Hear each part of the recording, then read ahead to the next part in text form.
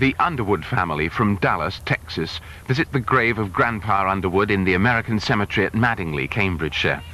None of them ever met Ken Sr., not even his own son, because Second Lieutenant Kenneth Underwood was just 23 when he crashed his fighter into a field near Bury St Edmunds in 1944, less than 2 months before his wife, Alice, gave birth to baby Ken back home. What happened was, when he was killed, it was in a non-combat flying situation. She could not understand why he was out flying when he didn't have to be. And so she was very angry with him.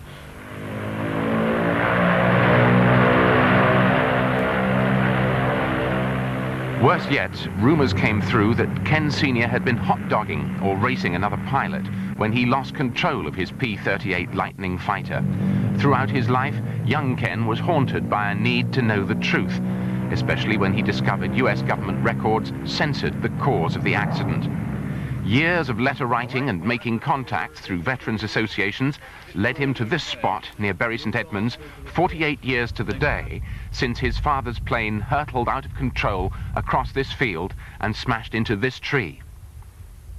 I didn't know that it was a tree until 1988, when I received photographs, copies from the Air Force, and it showed a tree burned off up so high on the bark. And it was a memory, it burned into my mind, and I said, I'm going to find that tree. For 48 years, I dreamed of this, wanting to find it. Now I found it, I feel very comfortable. I know what happened in my own mind more so now, and yes, it's been a wonderful thing for me. Ken was helped by a local man who'd witnessed the crash as a boy and went to the scene with his brother on their bicycles. We got in amongst the bits and pieces, my brother and I, as was always our habit, picking up ammunition and things like this. And amongst all the other larger pieces, we found this rudder pedal, which in those days was quite a large piece from a crash of this nature. We've kept this for many, many years, not realizing its significance to someone like Ken until the correspondence that finally linked us with him. And we were very pleased to be able to give him this when he crossed the Atlantic in 1992. It took the author of the new book, which features Ken's story, just a few minutes to unearth more fragments of the P-38. Ken has gathered enough evidence to convince himself that there'd been nothing dishonorable about his father's death. He'd been ordered to practice low-level strafing maneuvers. He wasn't hot-dogging, he wasn't showing off, he was practicing, he was getting ready for extremely dangerous low-level maneuvers after D-Day. They knew that they'd have to have low ground cover support for the troops, and he was just doing his duty. And I don't think we should forget those people at all, and that's exactly what the book's attempting to do.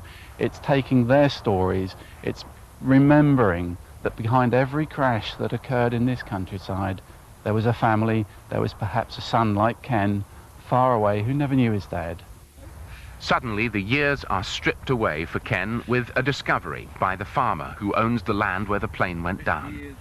Well, I've just walked out into the other field, and on the surface I picked up this piece of leather, which apparently was the Father Underwood's flying boot, or remains of. Again, you know, you can't put odds on this.